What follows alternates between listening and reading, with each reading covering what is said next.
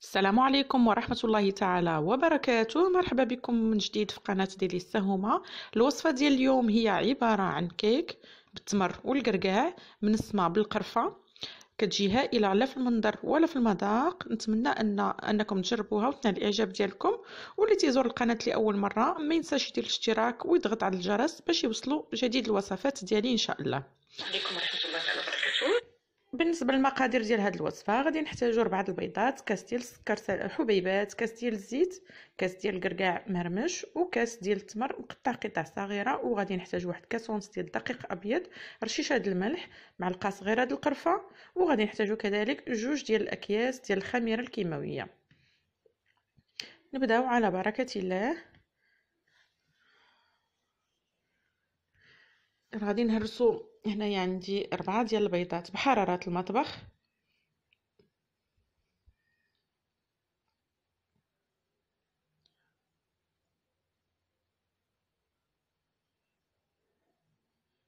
غادي نضيف ليهم رشيشه ديال الملح، كاس ديال السكر حبيبات، كاس ديال العنبه،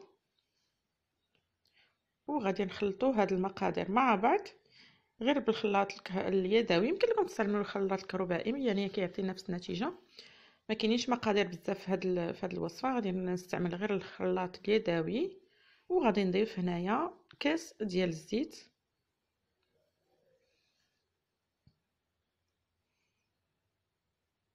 نخلطو مزيان باش ينسجموا هاد العناصر مع بعض. وهنا غادي نضيف واحد المعلقه صغيره ديال القرفه، جوج ديال الاكياس ديال الخميره الكيماويه من وزن 8 غرام،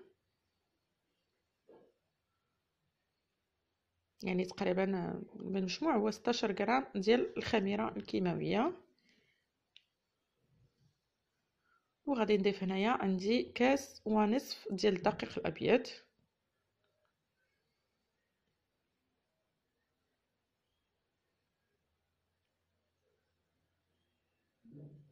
نخلطو مزيان الدقيق مع باقي المقادير.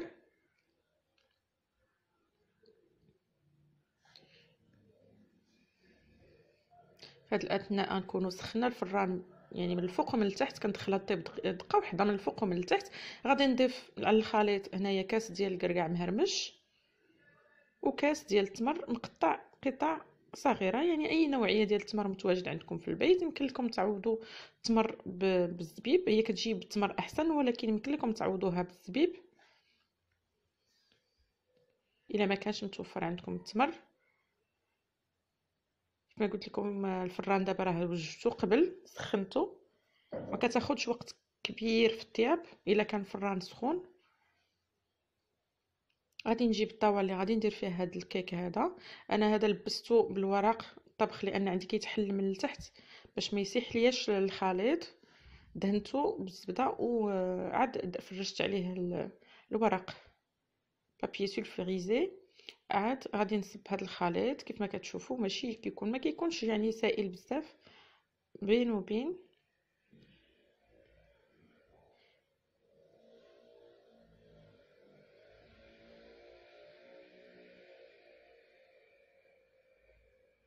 اذا هذا هو الكيك ديالنا. غادي ندخلوه للفرن يطيب من الفوق ومن التحت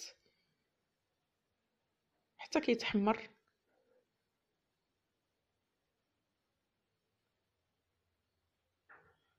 هو هذا الشكل ديالو.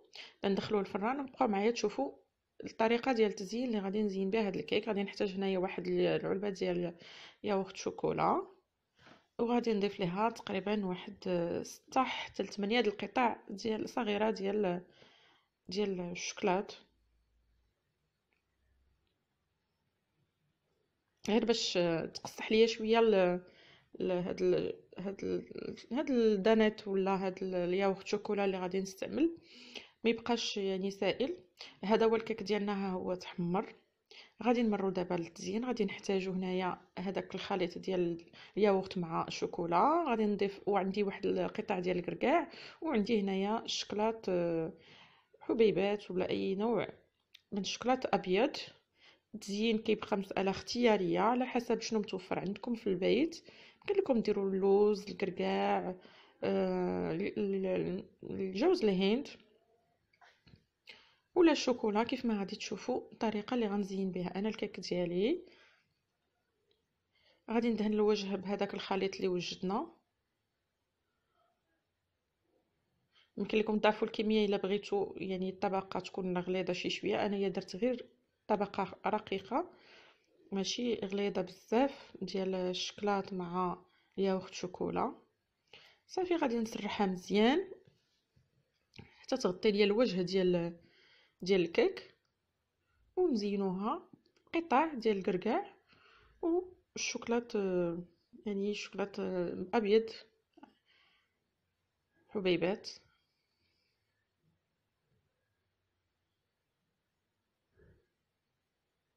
نحاول نغطيها مزيان الجناب، ماشي بالضروره يعني تسيلي حتى لتحت. كنحاول انني نغطي غير الوجه فقط.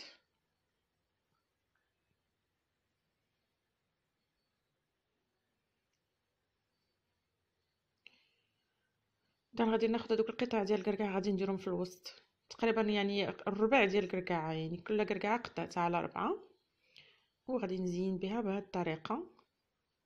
ومن بعد نزينو بالشكلاط ابيض اولا كيف ما بغيتو. كتبقى مساله اختياريه، مساله ديال التزيين.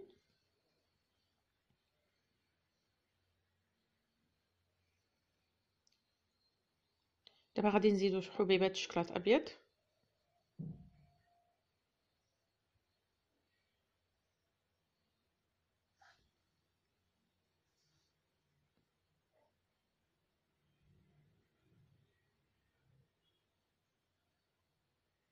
غادي ندير واحد الخطوط مائله بهذه الطريقه، يعني من الوسط الى الجوانب نميلهم. غادي ندير وسط ما بين جوج ديال الارباع ديال الكركاع. غادي نخرج داك الخط مائل الى الجوانب ديال الكيك بهذه الطريقه، يعني بطريقه متموجه حتى نكمل كاع الخطوط اللي باغا ندير. وتشوفوا الطريقه ويعني النتيجه النهائيه ديال التزيين ديال هذا الكيك. هذا الكيك راه هو جد رائع، يعني النكهه القرفه كتجي رائعه مع التمر والكركاع. كنصحكم انكم تجربوه، ما غاديش تندموا عليه.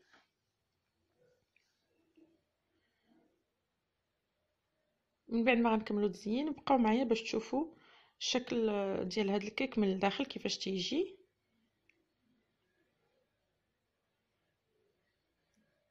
غنقطعوا واحد الطرف ديال الكيك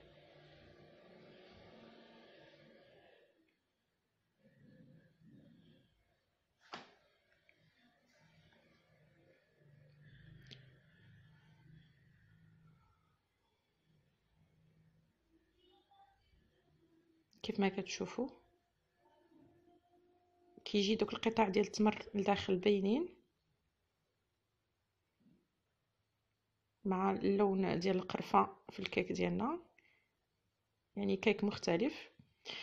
كنتمنى ان هاد الوصفه تنال الاعجاب ديالكم وتجربوها ان شاء الله. الا عجبكم الفيديو بارطاجيوه مع الاصدقاء، وما تنساوش ديروا اشتراك بالنسبه اللي تيزور القناه لاول مره، ويضغط على الجرس باش يوصلوا جديد الوصفات ديالي.